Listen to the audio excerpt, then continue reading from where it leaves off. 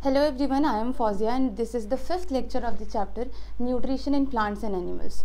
Last lecture में हम लोग पढ़े थे अबाउट मोड ऑफ न्यूट्रिशन, जिसमें हम लोग देखे थे कि ऑटोट्रॉपिक मोड ऑफ न्यूट्रिशन होता है, हेट्रोट्रॉपिक मोड ऑफ न्यूट्रिशन होता है. उसमें भी हम लोग फोटोसिंथेसिस को अच्छे से पढ़े थे. और हेट्रोट्रॉपिक मोड ऑफ न्यूट्रिशन में हम लोग पढ़े थे about holozoic mode of nutrition, parasitic mode of nutrition और सेप्रोफाइटिक मोड ऑफ न्यूट्रिशन. आज जो हम लोग दो टॉपिक अच्छे से कवर करने वाले हैं वो होगा न्यूट्रिशन इन प्लांट्स, और इसको कवर करने के बाद हम लोग कवर करेंगे न्यूट्रिशन इन एनिमल्स को.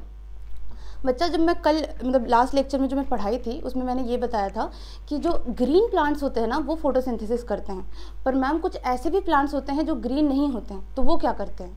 तो वो सारी चीज़ें हम लोग इस टॉपिक में पढ़ेंगे. पहले तो न्यूट्रिशन इन प्लांट्स हम लोग मेजरली इसमें तीन चीज़ पढ़ेंगे, ठीक है. एक तो हम लोगों ने जो लास्ट लेक्चर में पढ़ा है फोटोसिंथेसिस, मतलब फोटोसिंथेटिक प्लांट्स जो फोटोसिंथेसिस से कर लेगा. क्या पढ़ा है हम लोगों ने कि फोटोसिंथेटिक प्लांट,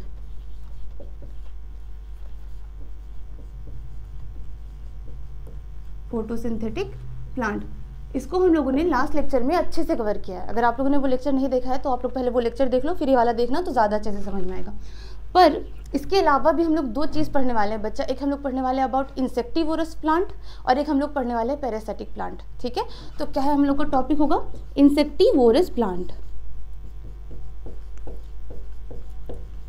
इंसेक्टिवोरस प्लांट बच्चा नाम ही बता रहा है कि क्या करेगा, किस पे फीड करेगा, इंसेक्ट्स पे फीड करेगा. क्या करेगा, इंसेक्ट्स पे फीड करेगा. तो ये जो प्लांट्स है ये क्या करता है, इंसेक्ट्स को ट्रैप करता है और फिर उस पे फीड करता है और उससे अपने न्यूट्रिएंट्स जो भी उसकी ज़रूरत है न्यूट्रिएंट्स उसको गेन करता है. लेकिन न्यूट्रिएंट्स में भी एसेंशियली मोस्ट इंपॉर्टेंटली कौन सा न्यूट्रिएंट लेता है, इज़ योर नाइट्रोजन. तो ये क्या करते हैं, they trap insects for what, for their nutrient requirement, for their nutrient requirement. अब उसमें भी कौन सा न्यूट्रिएंट सबसे ज़्यादा चाहिए बच्चा, is specially what, specially nitrogen.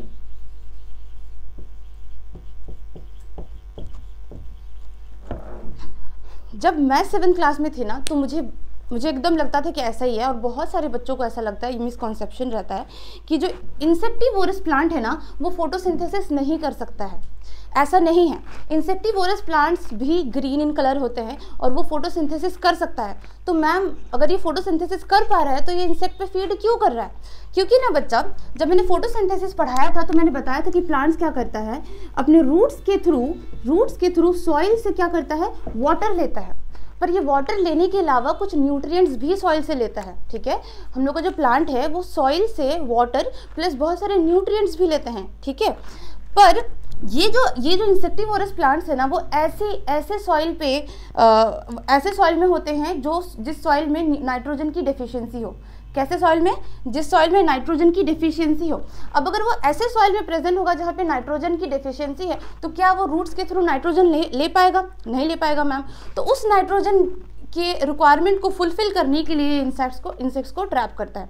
समझ में आया. पहला चीज़, insectivorous can perform photosynthesis using sunlight.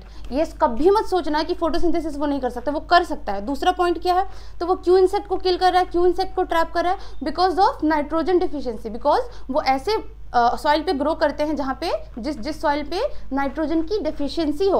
और तीसरा पॉइंट क्या याद रखना है, तीसरा पॉइंट हमें ये याद रखना है कि जो इंसेक्टिवोरस प्लांट्स है ये अपने लीफ को इतने यूनिक वे में मॉडिफाई करते हैं कि ये इंसेक्ट्स को ट्रैप कर सके. फॉर एग्जाम्पल, जब हम लोग इसके एग्जाम्पल्स देखेंगे तो एक एग्जाम्पल है पिक्चर प्लांट.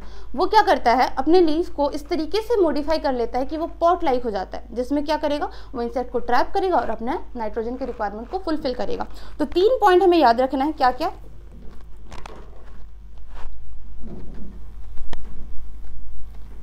पहला,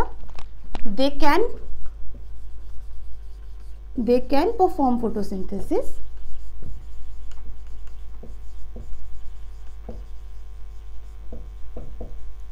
using sunlight. तो ये क्यों इंसेक्ट्स को ट्रैप कर रहा है, because they grow in soil having nitrogen deficiency.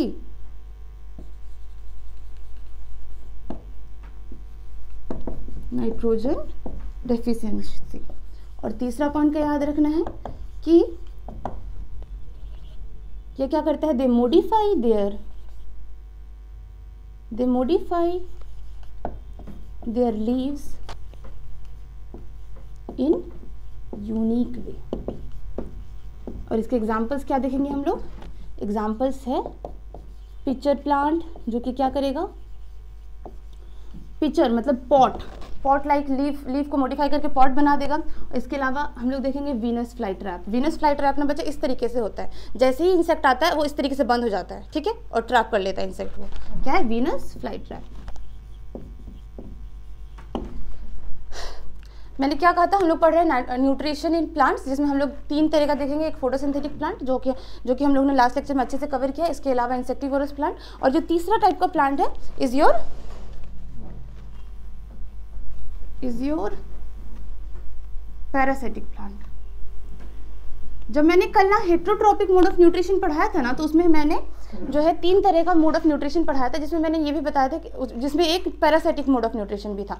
तो कुछ प्लांट्स भी ऐसे होते हैं जो क्या करेंगे, पैरासिटिक मोड ऑफ न्यूट्रिशन में मैंने क्या बताया था कि organisms depend on other living organism for their food requirement, right. तो कुछ प्लांट्स भी ऐसे होते हैं जो अदर प्लांट्स पे डिपेंडेंट होते हैं अपने फूड रिक्वायरमेंट के लिए। तो पैरासिटिक मोड ऑफ न्यूट्रिशन में क्या लिखेंगे हम लोग,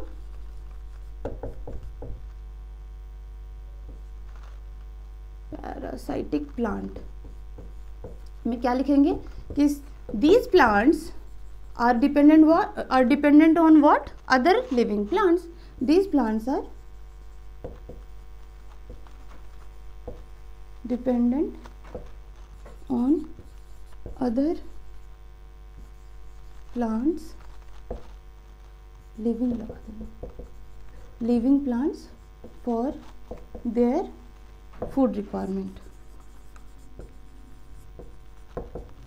और इसका एग्जाम्पल है बच्चा, इसका एग्जाम्पल है आपके बुक में दिया हुआ है कैस्कट। अब हम लोग का जो टॉपिक है न्यूट्रिशन इन प्लांट्स वो खत्म हो गया, तो अब हम लोग का जो दूसरा मेन टॉपिक है वो क्या है, न्यूट्रिशन इन एनिमल्स, उसको हम लोग पढ़ेंगे।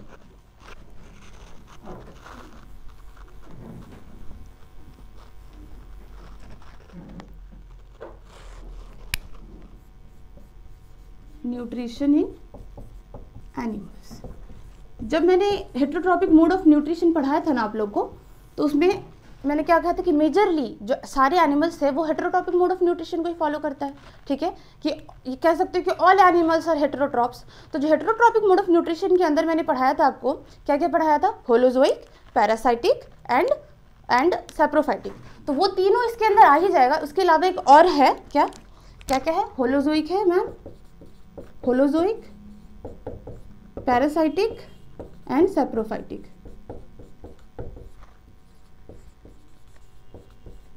ये तीनों के अलावा एक है विच इज योर सिम्बायोटिक। क्या, सिम्बायोटिक। लास्ट लेक्चर में मैंने पैरासाइटिक और सैप्रोफाइटिक को अच्छे से समझा दिया था। इसके अलावा होलोजोइक को भी समझाया था, पर होलोजोइक के अंदर देयर आर सम पॉइंट्स जो आपको जानना जरूरी है, तो मैं थोड़ा होलोजोइक को डिस्कस करूंगी और उसके बाद हम लोग सिम्बायोटिक को अच्छे से समझेंगे, ठीक है। तो हम लोग क्या पढ़ेंगे, थोड़ा बहुत जो हम लोग का होलोजोइक के बारे में रह गया था वो सब। अब देखो, जब मैंने होलोजोइक के बारे में पढ़ाया था तो मैंने ये कहा था कि होलोजोइक मोड ऑफ न्यूट्रिशन में क्या करते हैं हम लोग, इनटेक करते हैं सॉलिड या लिक्विड फूड का। किसका, इनटेक ऑफ सॉलिड और लिक्विड फूड, ठीक है, एक पहला पॉइंट जो हम लोग ने देखा था। इसके अलावा हम लोगों ने देखा था intake of solid and liquid food. इसके अलावा हम लोगों ने देखा था कि ये जो फूड जब हमारे अंदर चला जाएगा तो इसमें बहुत सारे अलग अलग डाइजेस्टिव एंजाइम्स काम करेंगे, और उस प्रोसेस को हम लोगों ने क्या कहा था, डाइजेस्टिव एंजाइम्स काम करके क्या करेंगे, इसके मतलब ये बड़ा फॉर्म में प्रेजेंट है ना, तो लार्ज मॉलिक्यूल्स को स्मॉल एब्जॉर्बेबल मॉलिक्यूल में कन्वर्ट करेगा, और उस प्रोसेस को क्या कहा था हम लोगों ने, डाइजेशन। क्या कहा था, डाइजेशन। डाइजेशन के बाद क्या होगा कि ये जो स्मॉल मॉलिक्यूल्स है उसको हमारा बॉडी एब्जॉर्ब करेगा, तो उस प्रोसेस को हम लोगों ने कहा था एब्जॉर्प्शन। उसके बाद हम लोगों ने पढ़ा था कि ऑब्जॉर्ब करने के बाद उससे हम लोग क्या करेंगे, एनर्जी डिराइव करेंगे, और उस एनर्जी का हम लोग क्या करेंगे, यूटिलाइजेशन करेंगे। तो तीसरा क्या होगा स्टेप, यूटिलाइजेशन। और चौथा हम लोगों ने देखा था इज योर एक्सक्रीशन। जो भी हमारा अनडाइजेस्टेड फूड है, जो हमारा वेस्ट फूड है, उसको वो हमारे बॉडी से एक्सक्रीट आउट होगा, उसको हम लोग कहते हैं एक्सक्रीशन। अब ध्यान से सुनना बच्चा, होलोजोइक मोड ऑफ न्यूट्रिशन नहीं, ऐसे ऑर्गेनिज्म जो होलोजोइक मोड ऑफ न्यूट्रिशन को फॉलो कर रहा है, organism following holozoic mode of nutrition, उसको हम लोग 3 अलग अलग कैटेगरी में डिवाइड करेंगे। क्या? Organism following holozoic mode of nutrition, उसको हम लोगों ने 3 अलग अलग कैटेगरी में डिवाइड किया है, विच इज योर, फिर से कह रही हूँ, होलोजोइक मोड ऑफ न्यूट्रिशन नहीं, ऐसे ऑर्गेनिज्म जो होलोजोइक मोड ऑफ न्यूट्रिशन को फॉलो करता है उसको हम लोगों ने 3 क्लासिफिकेशन दिया है, 3 कैटेगरी में क्लासीफाई किया है। एक होगा आपका हर्बीवोर्स, एक होगा आपका कार्निवोर्स और एक होगा आपका ओमनिवोर्स। हर्बीवोर्स बहुत आसान है, कुछ भी ज्यादा दिमाग नहीं लगाना। हर्बीवोर्स ऐसे एनिमल्स जो क्या करेगा, डायरेक्टली डिपेंड करेगा प्लांट पे, ठीक है, मतलब वो या तो लीव्स खा रहा है या तो ग्रासेस खा रहा है ऐसे, तो ये क्या करेगा, directly depends on plant for their food, ठीक है।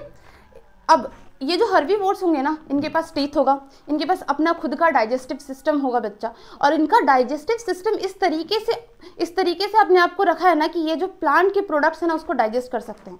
हम लोग जैसे ह्यूमन बींग्स है ना, हम लोग क्या, अगर हम लोग डायरेक्टली घास लेने लग गए तो हमारा डाइजेस्टिव सिस्टम इस तरीके से नहीं बना है कि वो जो हम लोग घास ले रहे हैं उसको डाइजेस्ट कर सके, समझ रहे हो।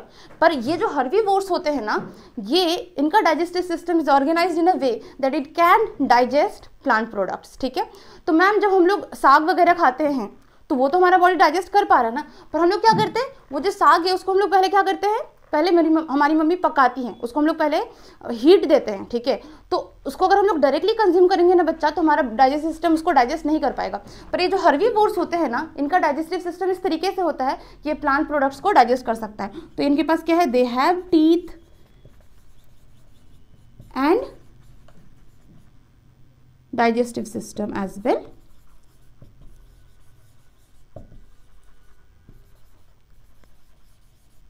and they can digest plant products। इसके एग्जाम्पल क्या हो जाएंगे बच्चे, सोचो, आसान है, काउस हो गया, गोट्स, ठीक है, ये सारे इसके एग्जाम्पल हैं। अब दूसरा क्या है हमारे पास, कार्निवोर्स को ना हम लोग फ्लैश ईटर भी कहते हैं, मतलब कार्निवोर्स क्या है, फ्लैश ईटर है। क्या है, फ्लैश ईटर है, मतलब ये क्या करेगा, ये भी क्या करते हैं ना, ये ऑर्गेनिजम्स भी अदर ऑर्गेनिज्म पे डिपेंड करेगा अपने खाने के लिए, ठीक है। तो they depend on other animals, ऐसे लिख सकते हो, they depend on other animals for their food.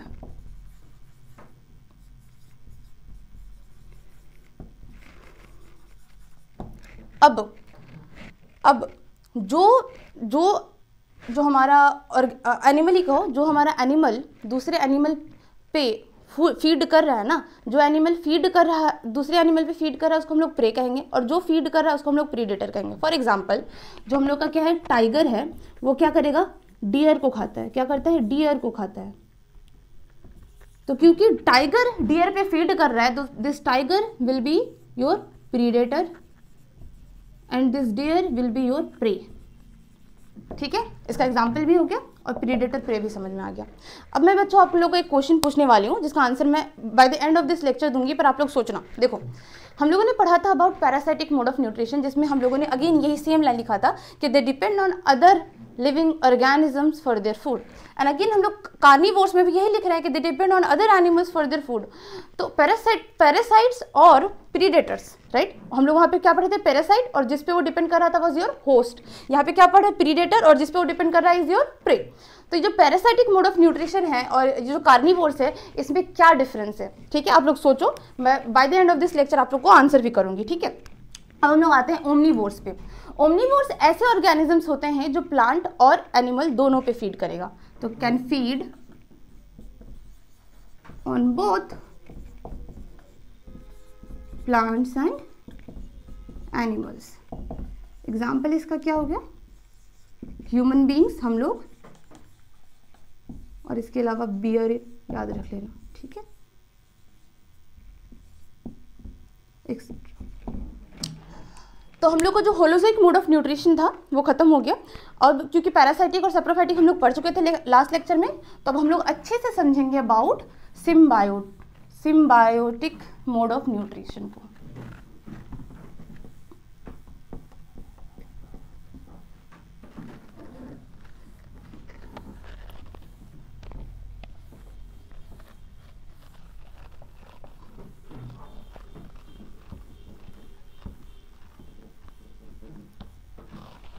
क्या पढ़ने वाले हम लोग पढ़ने वाले हैं अबाउट सिम्बायोसिस।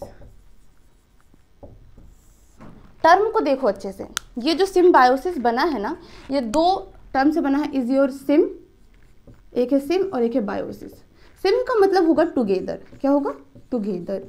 और बायोसिस का मतलब होगा लिविंग फॉर्म। इस वाले मोड ऑफ न्यूट्रिशन में क्या होता है बच्चा, एक या दो से ज़्यादा भी लिविंग फॉर्म्स एक साथ रहते हैं अपने म्यूचुअल बेनिफिट के लिए, ठीक है। मतलब एक एनिमल दूसरे एनिमल के साथ, या एक एनिमल जो है दूसरे प्लांट के साथ, या एक प्लांट जो है दूसरे प्लांट के साथ रह रहा है for what? For mutual benefit. तो इसमें क्या होता है? They live together for mutual benefit.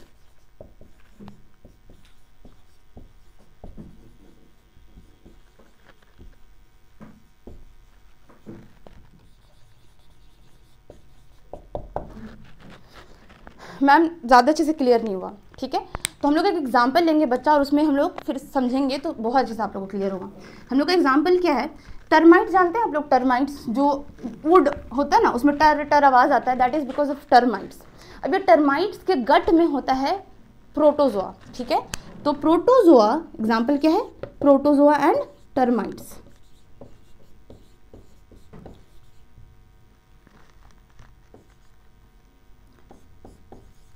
ये जो प्रोटोजोआ है ना बच्चा, ये कहाँ रह रहा है? टर्माइट के गट पे, ठीक है।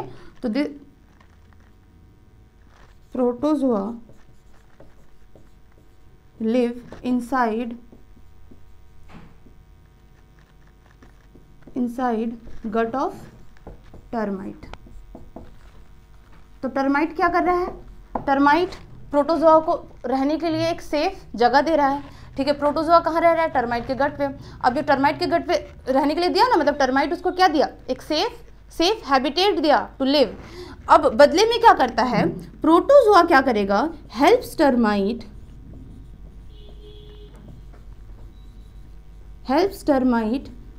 To digest wood. क्योंकि टर्माइट्स वुड पे रह रहा है, ठीक है, तो वो वुड को कंज्यूम करेगा, इनटेक करेगा। तो उसी वुड को डाइजेस्ट करने के लिए प्रोटोजोआ क्या करेगा? टर्माइट का हेल्प करेगा। तो टर्माइट को क्या बेनिफिट मिल रहा है? कि वो डाइजेस्ट कर पा रहा है वुड को। और प्रोटोजोआ को क्या बेनिफिट मिल रहा है? कि उसको एक सेफ हैबिटेट मिल गया। तो ये दोनों एक दूसरे को क्या कर रहा है? म्यूचुअली बेनिफिट दे रहा है, राइट। अब ये अलग कैसे है पैरासाइटिक मोड ऑफ न्यूट्रिशन से? पैरासाइट्स क्या करते हैं? हमारे होस्ट के ऊपर रहता है, ठीक है।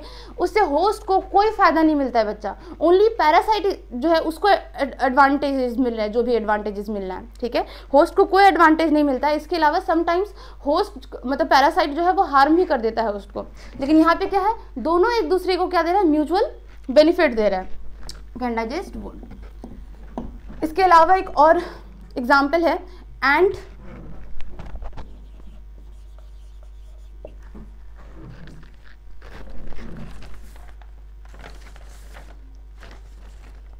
एंट और एफिड्स का, ठीक है।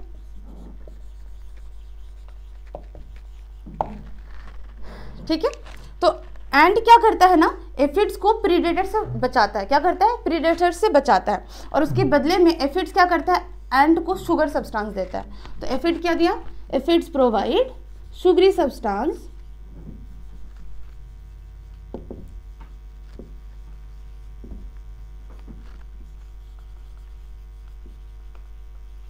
To ant. और एंट क्या कर रहा है? Ant protects aphids from predators.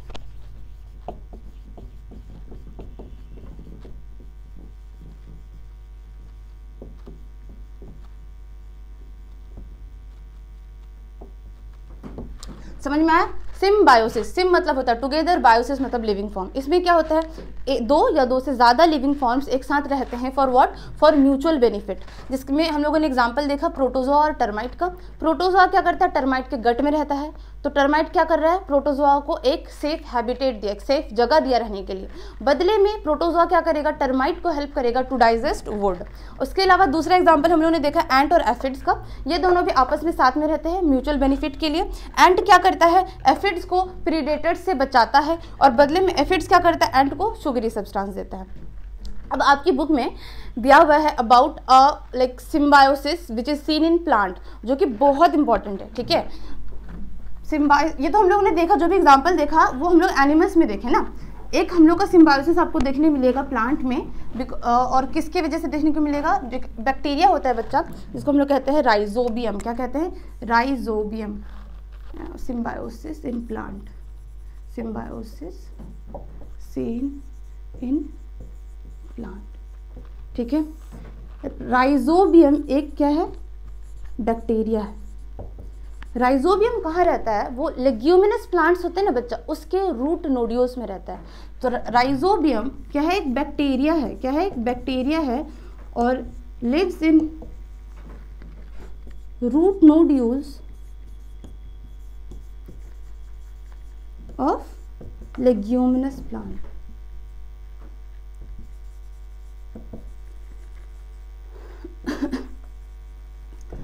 तो लेग्यूमिनस प्लांट क्या किया? राइजोबियम को रहने के लिए जगह दिया, शेल्टर प्रोवाइड किया, ठीक है। तो leguminous plant provide shelter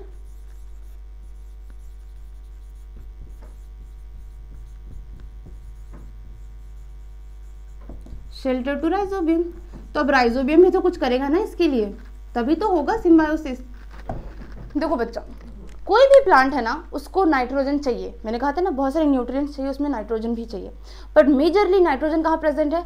atmosphere में। Like 70% of the gases present in your atmosphere is what? Nitrogen. पर क्योंकि जो एटमॉस्फेयर में नाइट्रोजन प्रेजेंट है वो गैसेस फॉर्म में है, तो उसको हम लोग का प्लांट नहीं ले सकता है, ठीक है। तो दिस गैसेस, ये जो गैसेस फॉर्म है नाइट्रोजन का, इसको हम लोग को सोल्यूबल फॉर्म में कन्वर्ट करना पड़ेगा ताकि प्लांट्स इसको अपटेक कर सके, ठीक है। तो हमारा जो राइजोबियम होता है ना, वो क्या करता है? Gases form of nitrogen which is present in your atmosphere, उसको कन्वर्ट करता है into soluble form of nitrogen, ठीक है। तो this rhizobium converts gaseous nitrogen into soluble form.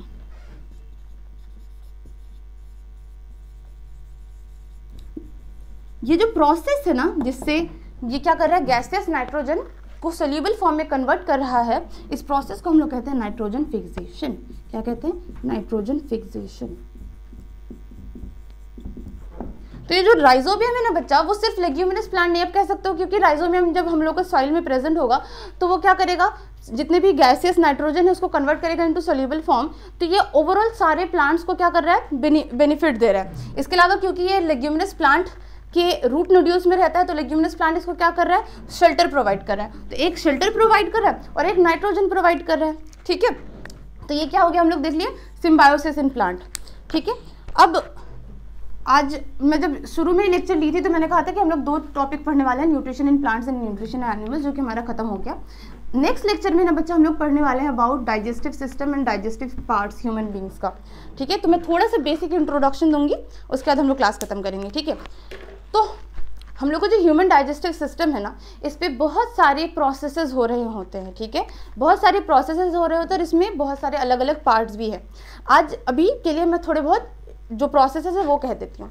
सबसे पहले हम लोग क्या कर रहे हैं? खाने का इंटेक कर रहे हैं। क्या कर रहे हैं? खाने का इंटेक कर रहे हैं। This process is known as बच्चा इंजेशन। क्या कहते हैं इसको? इंजेशन।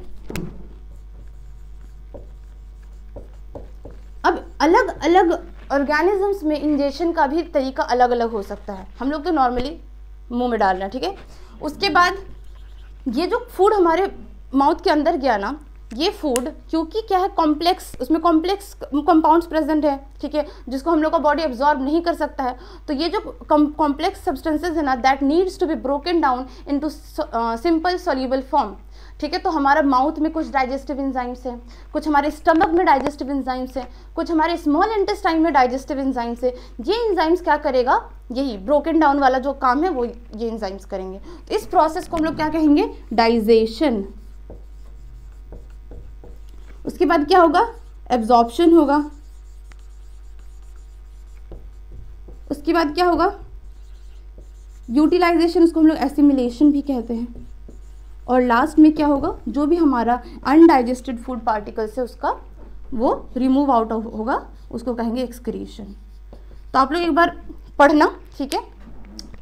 कोशिश करना कि आप लोग थोड़ा सा इन सारे प्रोसेसेस को थोड़ा सा पढ़ो, और फिर हम लोग नेक्स्ट लेक्चर में अच्छे से इन सारे प्रोसेसेस को, इसके अलावा जो भी हमारी ह्यूमन बॉडी में जितने भी डाइजेस्टिव पार्ट्स हैं उसके बारे में पढ़ेंगे। Till then keep watching Akbar classes. Thank you.